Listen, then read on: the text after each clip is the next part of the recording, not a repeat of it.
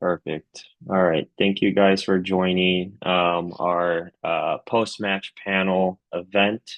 This is always an exciting event. I've attended these the past 2 years, something like that. We're with virtual PathSIG, and we got some amazing panelists here today. And so let me first introduce myself, and then the panelists will introduce themselves. If you could kind of say what med school you're going to right now, and then where did you match, and what track you matched into. So I'm Phil Macedon. I'm currently at University Incarnate Word School of Osteopathic Medicine in San Antonio, Texas. I matched APCP at Vanderbilt University in Nashville, Tennessee. And then I'll just popcorn. So Rasa, if you want to go next. Yeah, sure. My name is Rasa. I'm an MD PhD student at Loyola Stritch School of Medicine in Chicago. And I matched AP NP track at the University of Pittsburgh Medical Center. And then I'll popcorn to Claire. Hi, I'm Claire. I'm a fourth year medical student at the University of South Florida in Tampa, and I am doing APCP at the University of Pennsylvania.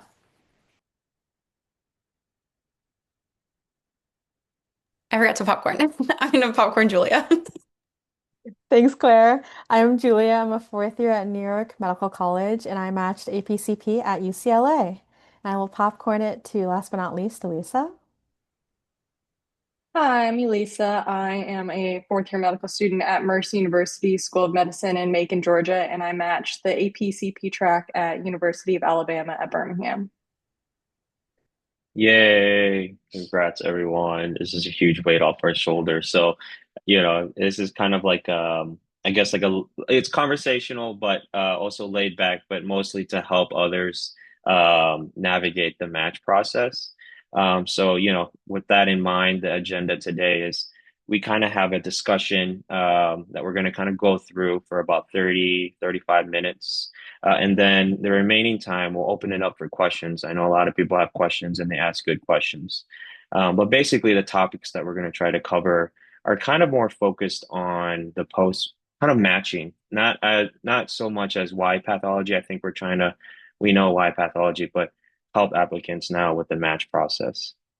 And so I'll kind of pose questions, for each of the panelists, and each panelist can speak up as much as you want if you want to chime in or add into that. Again, this is very conversational and low stress. Okay, with that in mind, we'll get started. We kind of have a first question here, and Rasa, you'll be our first speaker. So the question for you is, what were interviews like compared to what you expected? Yeah, sure. So before I entered the interview kind of season, I did do a mock interview with my medical school. And I felt like the pathology interviews were a lot different than that. Maybe because the medical schools generally are very comfortable in prepping people interviewing for like internal medicine, primary care, where I feel like those specialties are a lot more likely to give you like situational questions, like what would you do if like this happened, or like how would you handle this? And pathology, like I did not get anything like that. It was very, very conversational.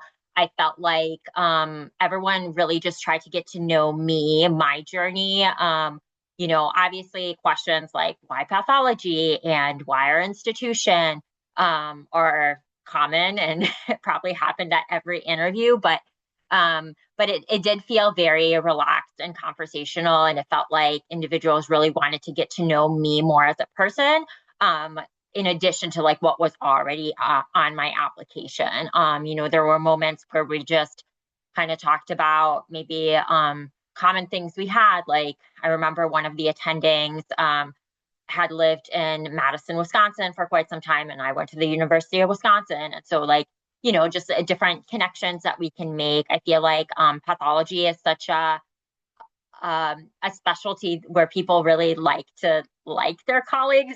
I don't know, like everyone's very collaborative, and so they want to make sure that you would fit well with that environment. And I think they just want to see more kind of how you interact and engage, just like person to person, as opposed to like you having some like pre-scripted questions and answers to those questions.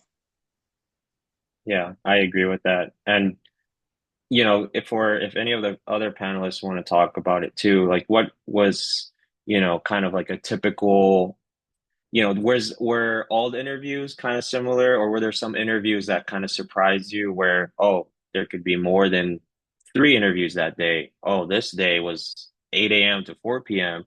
Or, oh, this was kind of short. Did anyone else experience that?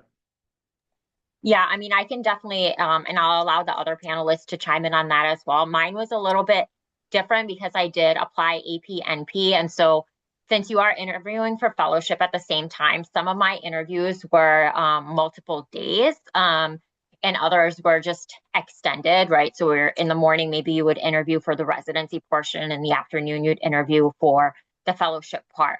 That being said, there were also AP NP positions that I interviewed for where it was very much just a half day interview. Just like everyone else who was interviewing along with you for like, let's say an AP CP spot, it's just that they incorporated the neuropath faculty for me to interview with. That was my experience. Mm. Yeah, the AP NP, I guess, is, again, we have kind of a diverse panel here. So there's different tracks. So if there are other folks that are in the call that are interested in applying AP NP, Rasa is a good contact for that. Okay, thank you, Rasa, for that. We'll move on to the next panelist. Elisa, you're the next person. Um, and again, so with this conversation, well, we're kind of going all over at the place it may seem like, but at the end, you kind of start grasping this general idea of how matching into pathology is. So if you guys do have questions, feel free to pop them in the chat, and then we'll get to them later on. But Elisa, so question for you, what activities or experiences do you think strengthened your application the most? That's a really good question. And like I'll preface this with I go to a smaller MD school in Georgia, so we actually don't have a home pathology program. So if anybody else on this call is similar to me, I definitely get that. And for me, I really tried to like seek experiences like outside of my medical school. One thing that I did, I was a social media chair on PathSIG this year, and that was really great for me just to even like meet some of the other panelists and make connections with different people. Even last year prior to being on the board, even going to these meetings and just learning a little bit more about pathology and what a career in pathology would be like was good. But definitely being on the e-board, I think was a really good experience that I talked a lot about during my interviews. And in addition to that, I also ended up being on a research project with some residents and attendings at different institutions and actually got to present that at a couple conferences. And I really only got involved in that project about halfway through my third year. So for anybody else who kind of feels like they may be behind or like finding pathology a little bit later, I promise like it's okay. There's still time to get involved in different things. And it was just really a classmate and I at my institution at Mercer who connected with a resident actually just through social media. And it was Meredith Herman. We got to work with her. She's wonderful. And so even like everybody in pathology is just so nice. And even on like Twitter or X, like anywhere like Instagram, you connect with people. A lot of them like have different things like research projects going on and they'd be happy for you to contribute. And we got to present at our like Georgia Association of Pathology conference, but then I also got to go to CAP last September and present at that conference as well and got to meet a few people. I actually got to meet Julia in person, so that was great. And then the last thing I did that I think really helped was away rotations, just because for me, since I don't have a home pathology program, it was really important for me to really see what pathology residency would be like and kind of get as close to that day to day of what it would be like as a resident. So yeah, I did 3 rotations and I thought it was a great experience. I rotated at UAB where I matched, but also rotated at Emory, and then also at University of Pittsburgh where Raza is going. And all of them were really great experiences. I just applied for them through VSLO, but I know some other institutions don't go through VSLO. It may be a separate application. But those 3 things I think for me were really key and things that I really brought up a lot during my interviews. No, that's awesome. The first thing I heard, and for other people on the call that I think that you should keep in mind is the virtual PathSig kind of was a good starting point, especially for building connections. I know during my interviews, I think more than a handful would ask me, "Oh, you're on virtual PathSIG. How come you guys haven't invited us for the PD panel or something like that?" They get all jealous. So it does go a long way, especially with networking and especially with going to CAP and going to conferences and just your application starts to screen pathology.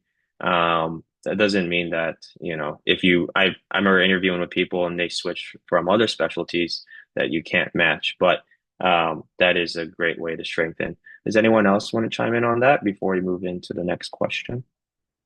I think the only thing I will tack on to what Elisa said about away rotations, I do feel like it's a little bit, ambiguous how your medical school might advise you in terms of like pathology isn't a specialty where it's necessary for you to do away rotations, like in maybe, emergency medicine where you have to do an away to get a letter and all of that. But I really, really highly encourage people to do them, not only to explore the specialty, but to really understand how different institutions function. And that will help you like discern the type of program that you might best fit into, even like as you're, going into the application season. And then the thing that I will note that I didn't actually stumble upon until I was like researching the institutions that I was interviewing with. Don't quote me on this, but I believe one of the schools is UCSD, maybe, where they actually like have a stipend for visiting students. So if cost is prohibitive for you to like go do away rotations, just do your research, try and figure out what institutions might offer support for you to actually do those away rotations. Yes, absolutely. And speaking of away rotations, that fits nicely to our next question for Claire.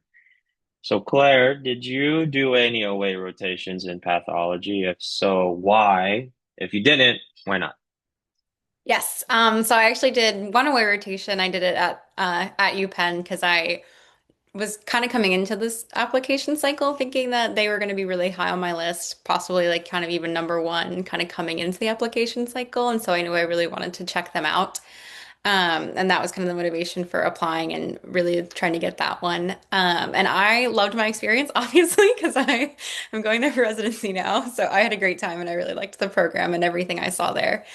I would highly recommend doing in a way. I understand that they can be quite cost prohibitive, so just maybe be judicious about which ones you pick. Penn was also very convenient because, like, while I'm a USF student and it is at Tampa-based medical school, I'm actually based up in Allentown, Pennsylvania, so it's only an hour outside of Philadelphia.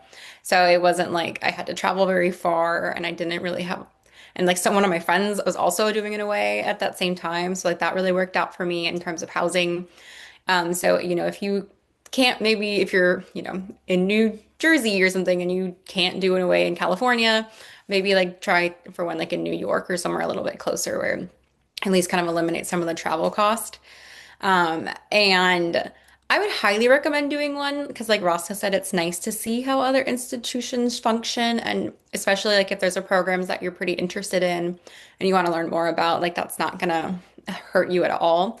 The caveat I will say is that it's basically like a month-long audition for the residency. It's like a month-long interview. So if you're going to go do one, just make sure that you are prepared to kind of be present and pleasant and just very excited at every single day. And it's not hard. It's pathology. Like that's not to love.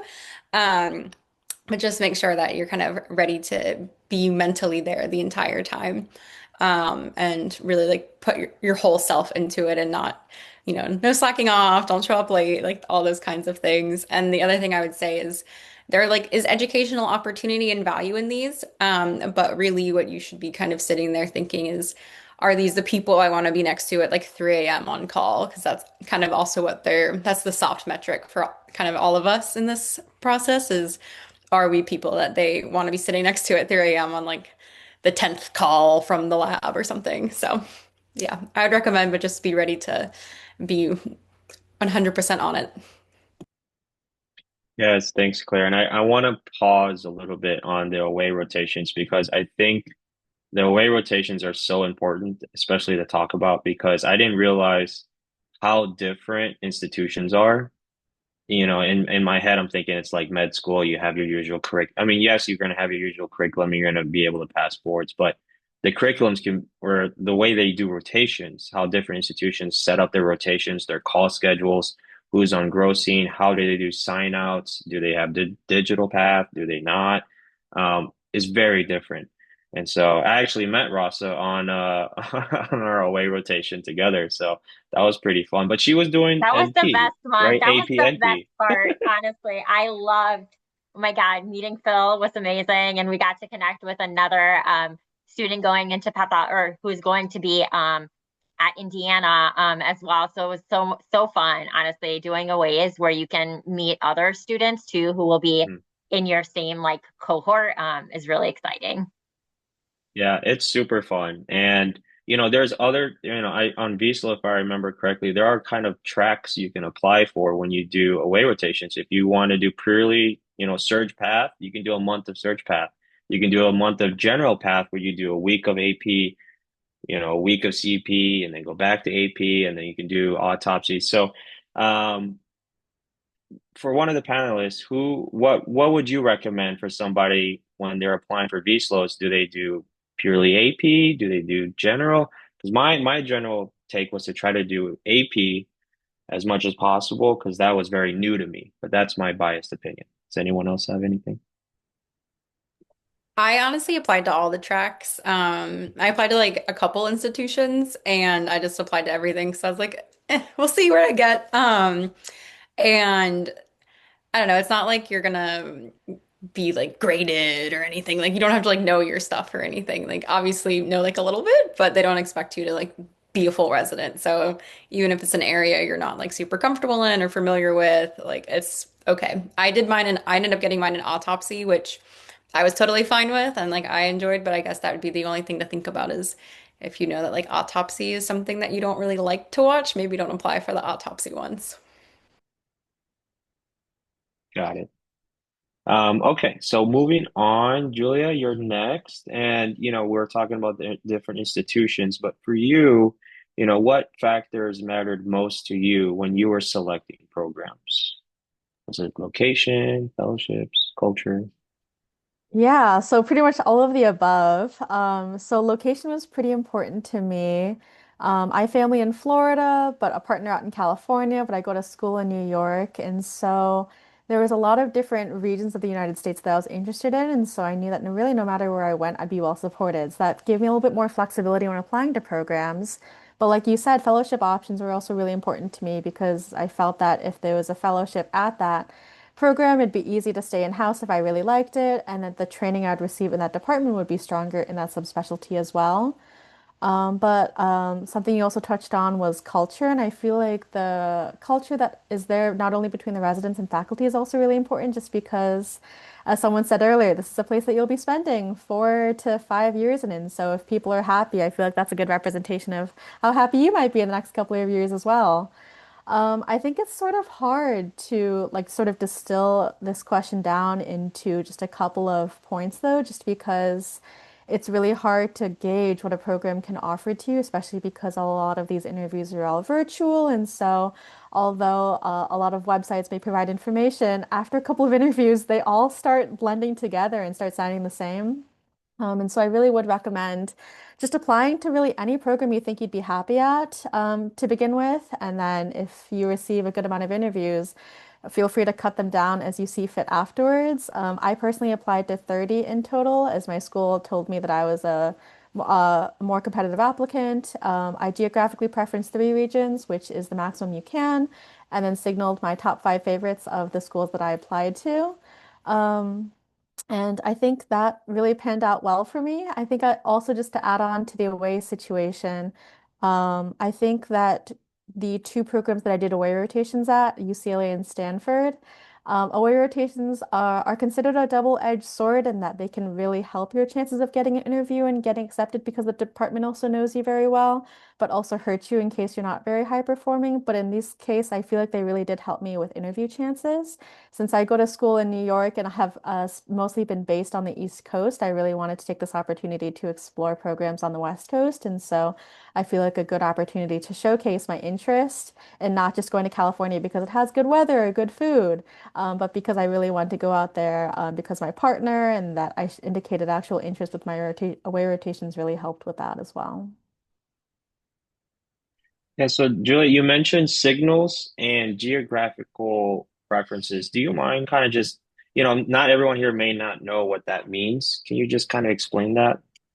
Sure. So signals are pretty new to pathology. I believe they started last year. They're not tiered for us. There's not gold or silver like there are for different specialties. They're all the same, and we get five in total. So, of all the programs you apply to, you can choose your top five and essentially send them like a love letter saying, "Hey, I'm signaling your program. You're one of the five programs that I am most interested in." And I don't know the exact statistics or data, but I believe that programs that you both geographically preference and signal, you have a better chance of getting invited to interview at, especially because programs are receiving so many applications. Some may take a look at the applicants that signaled them first, and so it really gives you an opportunity to sort of get on the forefront of their application review process. Geographical preferences. You get to preference three regions. I believe there's a map on the like AREA's website on which states fall into what geographical regions. But for example, Pacific encompasses all the states down from Washington to California, as well as Hawaii. I'm currently in the Mid-Atlantic, I believe, which includes New York and New Jersey and Pennsylvania.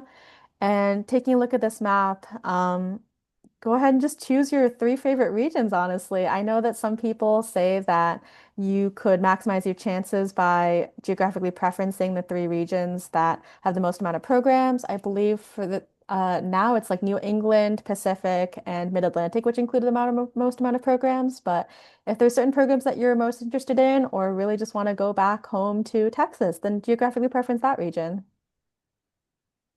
Yes, absolutely. And I know there's sometimes people talk about strategy, right? I did an away there.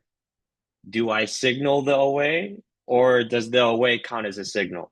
And I remember I did an away somewhere and the PD specifically told me, if you did it away with me, you don't have to signal me. That is your signal. And other places, they said they didn't tell me anything. So, there's you do what you want with that information. But if you really want to go to a program, I guess if you did in a way there, that means, and you also signal them. I mean, to me, that shows that you really want to go to that place. But again, yeah, five signals. I found the link for the geographical preferences. It is something I didn't think about until I was applying for residency because I was so torn on how to navigate that. Anyway, I will tack um, on to yeah. what you all said about signaling. So, from my understanding, the AAMC panel that was done early in the application cycle, before the application cycle, what they discussed is in pathology, signals are not, although they may increase your chance of getting an interview, they are not as maybe important of such high importance as something like OBGYN, where my understanding is like if you don't signal a program, you have like a less than 1% chance of getting an interview there. So there are certain specialties where the signal is very much like you either signal us or you don't get an interview. Whereas in pathology, I believe, we only get five signals. So they're still going to maybe interview you, but I do think that you want to be very honest with yourself in the programs that you signal, and just those truly being the ones that you are most interested in and maybe not playing too much into like the strategy game. I completely agree. And don't let it discourage you. I did, I feel like most people here got interviews at places where you didn't signal and you didn't geographically preference. So it's not like it's, oh my gosh, I didn't tell them I was born in Idaho and it's fine. So don't stress that about it. Don't stress too much about that. Okay, so switching gears, I kind of want to go to I guess Ross, I'm gonna go to you. Um, and this is, I guess, this is for all the panelists, but Ross, you can start. How did you, on interview day evaluate, um, kind of the program fit on interview day specifically, not during OAs because or choosing programs. I think that's a little different when you're choosing programs. It's all on the website and if you did it in a way. But on interview day specifically, because you're interviewing the PDs, the chair, residents, how did you evaluate? I had a good feeling. Or did you, have an Excel sheet? Both. So did I have very many sheets and forms and calculations? Yes, yes, I did. Did I also do a vibe check? Yes, also. So, I actually began my interview preparation before the interview, or like my understanding of the program before the interview. Obviously, as you're picking out places to apply to, you maybe do a cursory scan. But in preparation for the interview, there's actually a great sheet that was prepared by Cullen, who's at UCLA right now. He's a PGY3, and it's on Match to Path. You can find that sheet of kind of key information you might want to gather about the program. So everything from like general benefits to, program structure, weekend grossing, call schedules, things like that. And then I kind of modified that sheet to fit what was important for me because obviously I'm not doing CP at all. So for me, the important factors I kind of went through before my interview day came up and filled out as much as I could on the website. And then I left the things that I couldn't find blank. So that way, going in, I had a very good understanding and could like focus in on the questions that I had remaining that I couldn't gather from the website or maybe were like confusing. I think that will serve you really well because even though the interview day might seem long, it's actually a very limited time because a lot of that time is them getting to know you, but the time that you are getting to know them needs to be really well spent. And so you don't want to go in there asking, questions like, how's the weather in this place? Like you can probably find that out, right?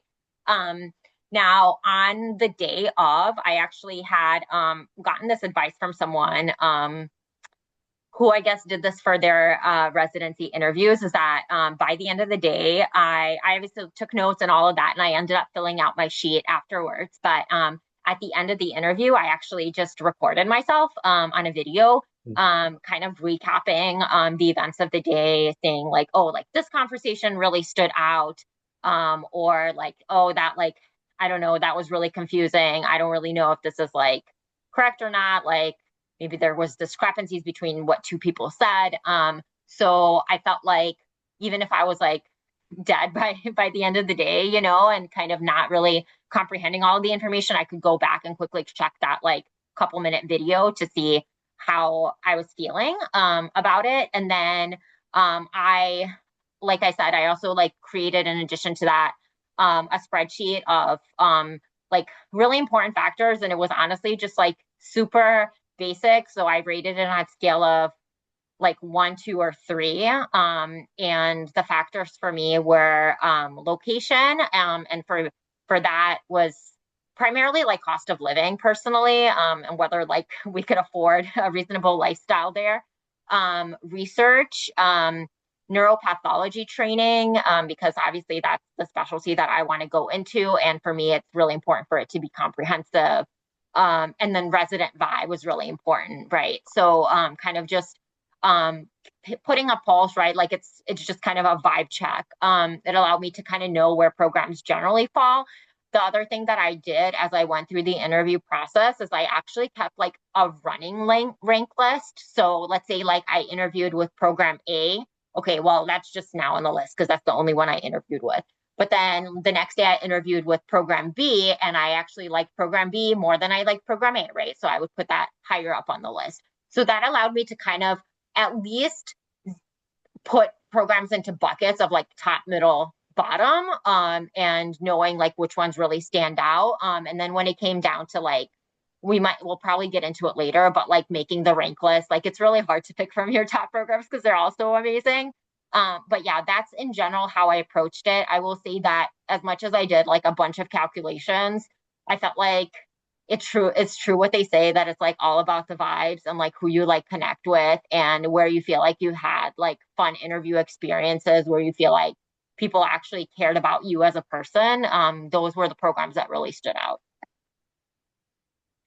Thank you, Russell. That was thorough. And you said a lot of things that resonated with me, especially the working rank list. I cannot say this enough. That is so helpful because depending on how many interviews you do, by the end of it, you're like, what did that first guy say? It's like who was that second person? And I know I have some friends that recorded themselves too. It's very smart.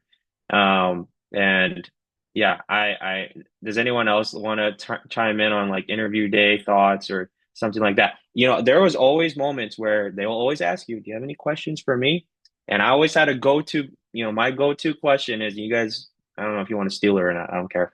Was what's one thing you don't want to change about your program? Because people always ask, like, what's one thing you do want to change, right? That's also good. I'm not, throwing shade on it. But when you say what you don't want to change, like, oh, well, I don't want to change my, something. But that's my question. It's always good to have at least two or three, questions you can just ask on the, when you're asleep, you can just ask it right away. But yeah, that way, most of the time it's conversational, and you can tell when the interviewer has not read your application. And that is immediately red flag for me. I remember I had some interviews, they had no clue, anything about me. They were just reading it as I'm there. And so I was like, all right, come on. Anyway.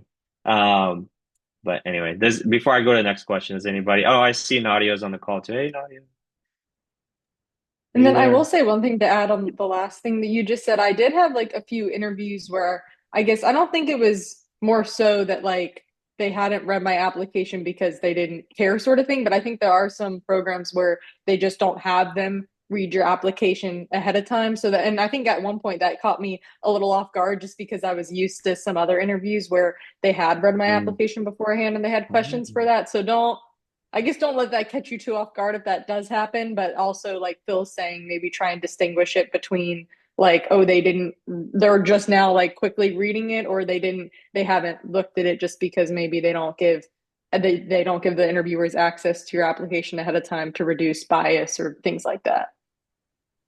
I didn't know that. Very interesting. It's because sometimes when you're in the interview, if they're talking about themselves as opposed to getting to know you, to me, I didn't like that. I'm interviewing. I would like for you to get to know me in the 25, 20 minutes, 15 minutes that we have. Always have water and try to use the bathroom break when you can, because it is rapid. Uh, and there's usually like a resident social maybe the day before or that day and towards the end, which I didn't like because you already asked so many questions. You don't really know what to say. Like, what color are your socks? It's like I have no idea. But anyway, so I'm gonna segue to the next question. Rasa mentioned research, talking about research a little bit. Elias, I'm going to ask you, how important was pathology research or research in pathology or just research in general? Do you think it's important or not?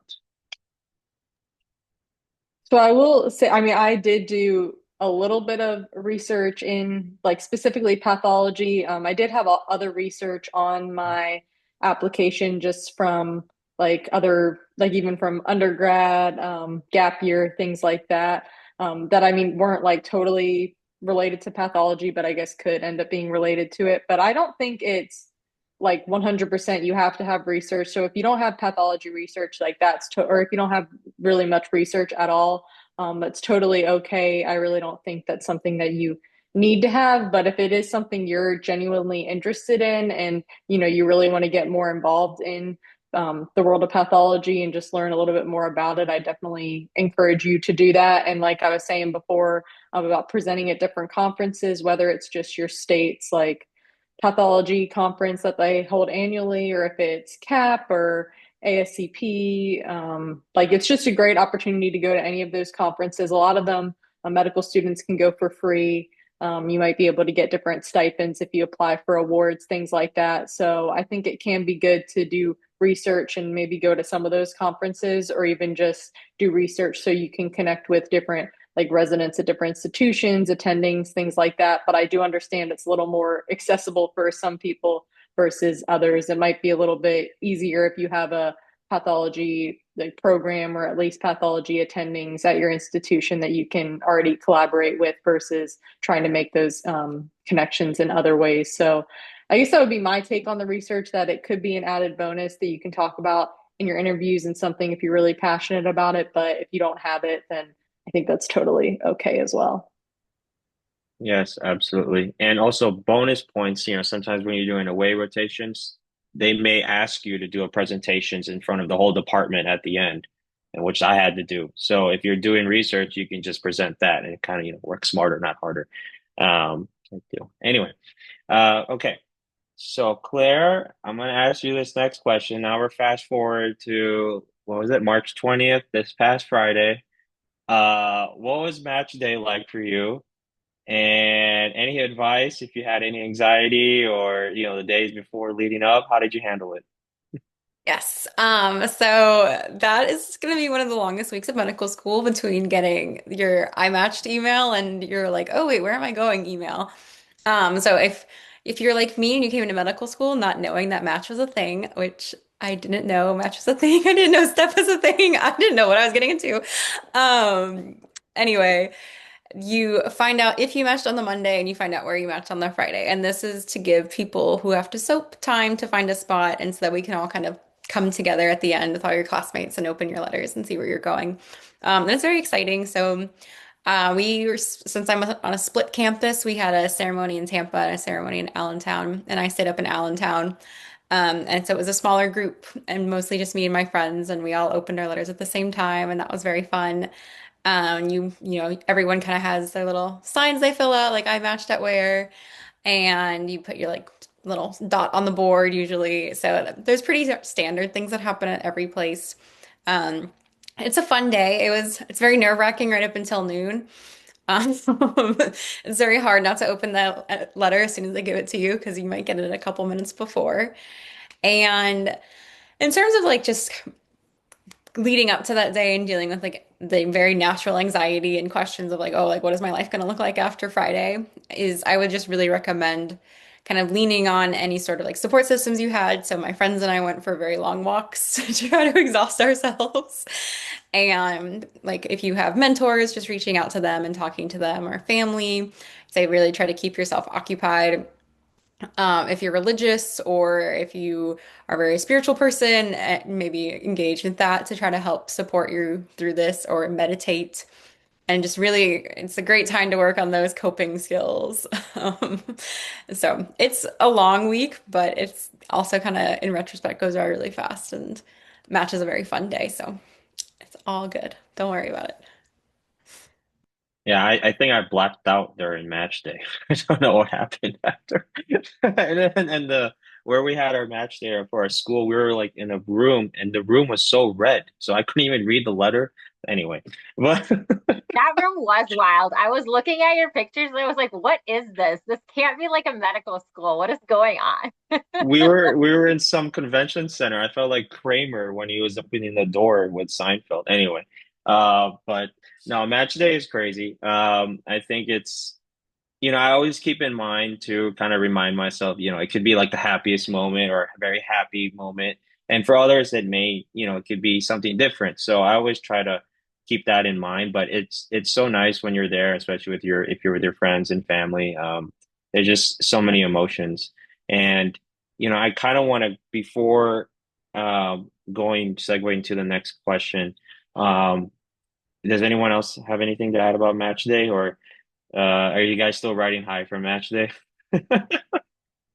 Yeah. I think the most important thing to keep in mind for match day, I think all of us are very happy with the places that we ended up, and ended up ranking them very highly. But I think what's important for you to realize is like you're matching into the best specialty, and like it's not the place, it's what you make of the place. I really have, having been, I'm an MD PhD student, so I've been part of a program for 8 years. I've seen 7 matches aside from my own. And I've had many friends who actually ended up not matching in their, top choice, top 5 choice, whatever. And looking back on it, like they still feel like this was the right place for them. And I think the process, like you really do have to trust it. Sometimes I think we get too much in our heads about like the little like Excel spreadsheets and the little numbers we attach to it. Certainly, I know a lot of people get in their heads about like doximity rankings and all of that, but it's like about finding like the right fit for you and like where you'll feel like you'll connect best with the residents and the faculty. So just keep that in mind that even, when your time comes, if you open that envelope and it's not exactly the place that you wanted, it's still the best specialty with the best people. And I'm sure that you're able to like make the best of the situation. Well said. Yeah, absolutely. And so one last question for Julia, and then after that, we'll open it up for, questions for folks that are joining this call. But Julia, this is a question for you, and I think it's an important question because it kind of blindsided me when I was applying. There is an interview release date. If people don't know that now. Universal interview release date for pathology.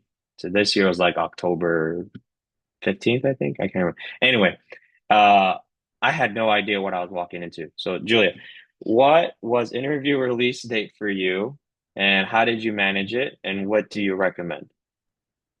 Yeah, so like Phil said, there is now an universal interview release day for pathology. I believe it's the first, if not second year that they're doing it. But essentially what it is a lot of pathology residency programs have all collectively agreed to release interviews starting from October 15th.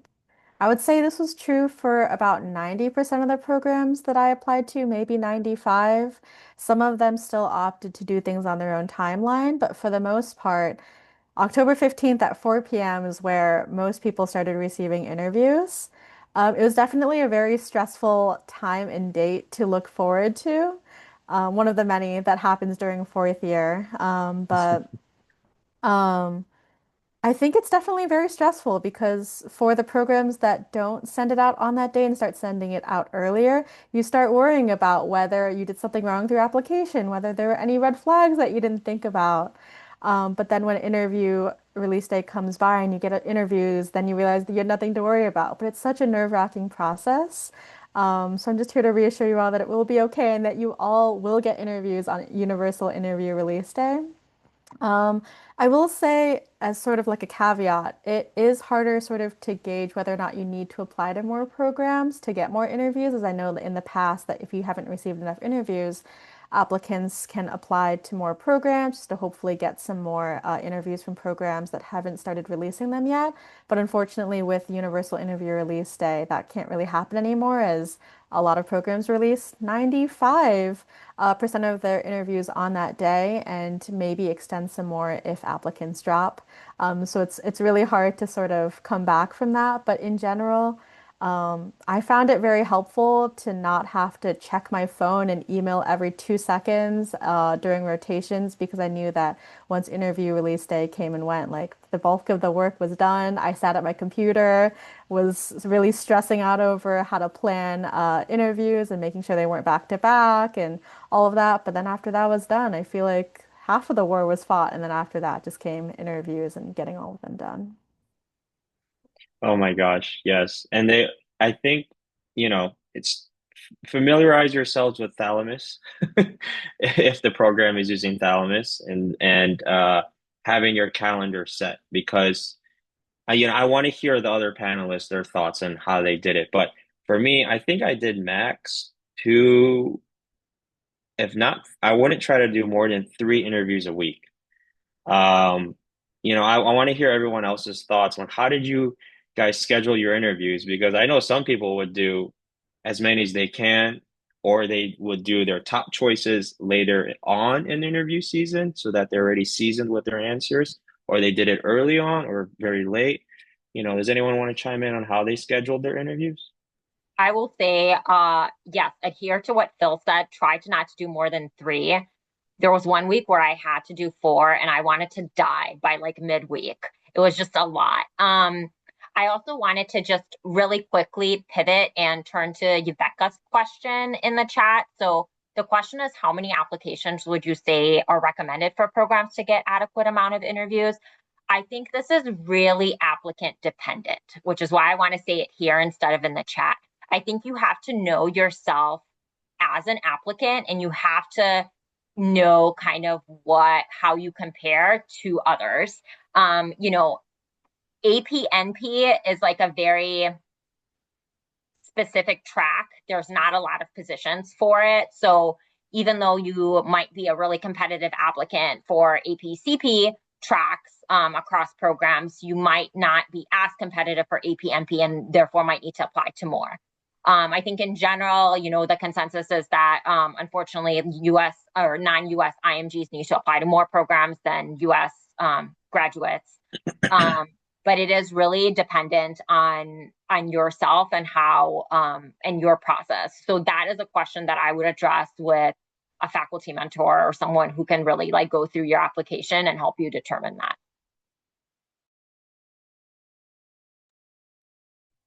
Thank you, Rasa. Yes, absolutely. And you know, as Julia was mentioning, you know, some of the interviews are done on Thalamus. Sometimes they're done on Zoom. Sometimes they're done on Teams. So just make sure that, oh, and also the time zones, make sure you're getting the time zone correct. I have a friend that missed an interview, you know, missed the beginning of the interview because of the time zone. But pathology is so nice, they still interviewed them. Okay. So, but just these are just a lot of things to keep track of that I wasn't really thinking of until I was doing it. And so that's why we're here. That's why we have this post-match panel. So you guys, you know, can pick our brains. Okay. We have about 10 minutes left. I want to open up the floor to any questions, any comments, concerns. Um, Okay, we got Sarah in the chat says, would love to circle back and hear how folks strategized when to interview which programs, early or late in the season. Anybody want to take that? Okay. Or Raza, did you want to? Go ahead, you can start and I'll tack on if I have anything else. Yeah, I would say that there was one program where they just kind of sent me, like it wasn't through Thalamus or anything. They sent me an interview date and were like, "Can you do this date? Yes or no?" But that was a little like unconventional, I feel like, for most programs. So I guess, but if it's through Thalamus, I mean, what I tried to do, I did try to put some that I was like more so interested in like December versus I really didn't start my interviews or like scheduling the interviews on that interview release day. I started scheduling them beginning of November just for me with my schedule and like I was finishing out aways up until end of October. So for me, I just kind of wanted to be done with aways back in Georgia and just do my interviews from there. But just depending on your schedule as well with like your rotations at your school or if you're like whatever you're currently in right now, that may determine when you're able to schedule the interviews. But I really tried to maybe put some that I like was like, okay, like, you know, I like these programs, but they're not as high on my list currently, more in like November and then in December, put the ones that I was more interested in. But I feel like, again, like a lot of like throughout the cycle, you know, it may change. Even by the time you get to December, you may feel like you really like this program, but then like by the time you get to the interview, you know, you're kind of running rank list and what you feel like is the best fit for you may change over time. So I wouldn't like, you know, if you're on Thalamus and you're not able to get that, like if you're it's a program you're really interested in and you don't get it later on, you get it a little bit earlier. I don't think I would freak out at first. It was like a program I was really interested in was like my first interview. And I was like, oh my gosh, like what the heck? Like this is like my first interview. Like I haven't had any others. I hadn't even been able, like I was going to do a mock interview, but I wasn't able to do it like before that time. Even it just kind of took me by surprise a little bit and it all like it turned out okay. So don't let it stress you out too, even with like scheduling the interviews and the interview release day can be a lot when you get all like, you know, it's 4 p.m., whatever Eastern time or this or that, and they all kind of start coming in. It can be hard to just try and like schedule them really quickly and like times can, you know, come and go. But then there's wait lists, things like that, and you just kind of get them all scheduled. And I even too, just because the Thalamus calendar was like not making a lot of sense to me. I just had my own Google Calendar, and like once I scheduled them, I was like, all right, I'm putting them into my Google Calendar just, and then I would just kind of go back and forth with that. Just because Thalamus would also pop up with the like if you didn't have it selected correctly, it would come up with like all the available interviews, and if you're getting like a bunch of like interview invites coming in at once, the calendar just looks like a whole mess. So I was like, I'm just gonna do my own thing in Google Calendar and just like do it based off of that. But like Phil said too, good to kind of keep in mind like time zones, things like that. Since I'm like Eastern Standard Time, it was fine for me because usually if it was like Central, like it's going to be like behind for me. So it wasn't an issue of me like running late. I guess if anything, I might be like a little early. But yeah. Oh my gosh, real quick. Uh, I when I first got interview release date, I went on Thalamus. I didn't check the box to see like all the options. So I was like, oh, I'm getting these interviews, but I don't see any signups I'm for nothing. 20 minutes. For 20 Phil's like, what's minutes, I going was like, on? yeah, I was like, for 20 minutes, I couldn't sign up. So I missed all like the good dates. Oh no. So please click see. There's literally a button that says see like all options or see like your certain program options so that you don't pull what I did. It was very confusing because some programs during interview day they have a built-in social or meet and greet with residents, but for other programs you have to sign up for it separately. Some of them are the day before, some of them are the weekend before, some of them are a whole month in advance with the whole month's applicants, and so it really is so hard to keep track of so many boxes on Thalamus. Yeah, I will also say the one last thing to tack on regarding like strategizing for scheduling interviews. I don't think there's like much strategy other than like what works with your schedule. I know some people are like, oh, I only have this month to interview, and then you have to cram everything into that month. I ended up interviewing end of October, November, December, and January. And I don't think like the programs themselves look at you any differently, whether they interview in the beginning of the cycle or the end of the cycle. So don't feel like, oh, I have to like get the first spot because I will be seen more favorably. I think it's just like whatever works with your schedule. I will say, sorry, just one last thing to chime in. I was told by one program, I think it was UPenn, but I'm not sure, so don't quote me, that they did track and they did look at like, does interviewing later or earlier give you an advantage? And there was nothing was seen in the data. So for those of us who are very like data minded, like the data shows it doesn't really matter. And interviews do trickle throughout the season. It's not like just interview release date one and done. They do trickle. And I actually had one interview that one program I was interested in, and I mentioned I was like, "Hey, I'm interested in you," and then they sent me an interview, interview invite. So it's like if you, I was like, I just want to interview with you, and so that can happen. I guess one thing we didn't talk about is letters of intent. Um, I don't know if we want to talk about that or answer questions, but I guess real quick, did you guys send letters in time? Did you not? Did you send a love letter? No, that's what it is basically. No, No. I ended up taking the time that I needed to decide. I didn't feel comfortable sending a letter to a program that I wasn't 100% certain that I was committed to, and I just took the full time that I needed. I did around the holiday season send thank you letters to everyone, all the programs that I interviewed with at that time, and just highlighting the things that I liked about their programs, and just like confirming my continued interest in learning more about them. But I didn't feel like a letter of intent was completely necessary. I, I did that. I'm like a very, I had like no, I don't know. Sorry, this, my thoughts. So a letter of intent is basically a letter saying like, I'm ranking you number one. And I just want to like be very clear about this. If you do send it, like, programs take that very seriously, and it is not recommended you send more than one. And especially in the world of pathology, there's not a lot of programs. Everybody knows each other, and it is very small. So if you send a letter of intent to multiple program directors, they probably talk to each other and they will probably find out, and like that's not going to look good.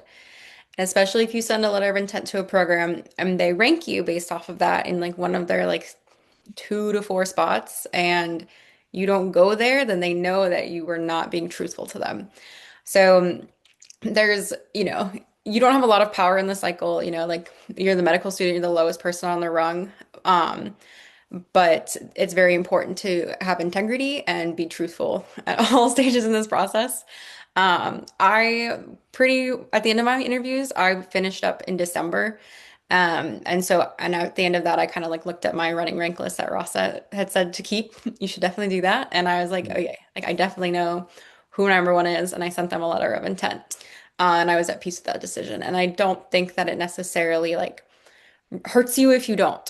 But I would say like if you're like Rasa and you're like, I don't really know, like I'm not sure, I want more time to think about this, it's definitely safer not to send one. Do not send two. Don't do it. Just send one and like just, that's like kind of your word and your integrity and your reputation. So make sure that you mean it. Yes, absolutely. It's like don't send a letter of interest either, meaning, oh, I'm ranking you highly. I personally don't think that's a good idea. If you send a letter of intent, it's more for you, knowing that you did everything you could. You ranked them number one, you signaled them, your geographical preference, you interviewed them. I sent them a letter of intent. There's really nothing else you could do at that point. You've done everything that you could do. Um, but yeah, I'm sorry. I just wanted to talk about that real quick. And I Okay, also think that's that, sorry to cut you off, Phil, no, but no. I Go feel ahead. Go ahead. like if programs really took letters of intent into consideration when making their rank list, I feel like everyone would know about it. Like people talk and they're like, if I really want to go to XYZ program and they only take people that send letters of intent, then I feel like the entirety of like the internet, X, Reddit, it would like spread like wildfire. I feel like truly we won't ever know what goes on in the heads of the PDs, but if it made an impact to the point where you would jump from the bottom of their rank list to the top of their rank list solely if you sent a letter of intent, they would know. And so, like everyone's saying, send it to your number one program for your own peace of mind. And you'll never know at the end of the day how much of an impact if it made, whether it made a little bit, whether it made a lot. Just be at peace with that decision. Yes, absolutely. Okay, I guess we can answer. We have 2 minutes left. We can answer a question here real quick. Samara asked, one, does Virtual PathSIG have a research writing group?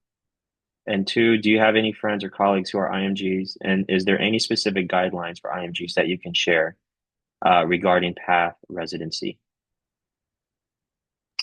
So I just So put it in the chat just as you were reading it, but we don't oh, currently have a research writing group.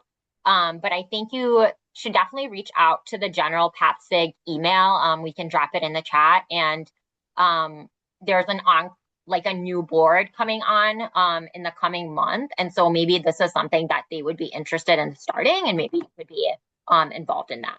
And then as far as like IMG resources, Match to Path has a ton of resources, and I feel like I have seen IMG specific ones, so you might want to check that out. And again, maybe just in your email to a virtual PathSig and the new board, include that because I think as the new board is coming on, they will be looking for ways to improve the IMG experience in the coming year because we do have a lot of IMG participation, and unfortunately, we haven't been the best at catering to your crowd. But yeah, thank you for that question. okay, we're kind of towards the end of the hour here. I'm sorry if we couldn't answer your question, but feel free to, we have our emails in the chat. Feel free to email us if you do have questions. One thing I was thinking about that we didn't really get to touch on, since we only have an hour, is navigating ERAS. That in itself was, something to keep in mind. How to upload your your documents. I have troubles uploading your letter recommend, your letter writers, how do you approach that? So if you have questions like that, feel free to reach out. But yeah, thanks to all the panelists for talking today. Really appreciate it, and everyone attending. I see Nadia in the group as well. She matched as well. But that is it. I really appreciate everyone coming. Thank you. Thanks for hosting, Phil. Absolutely. Thank you. Bye.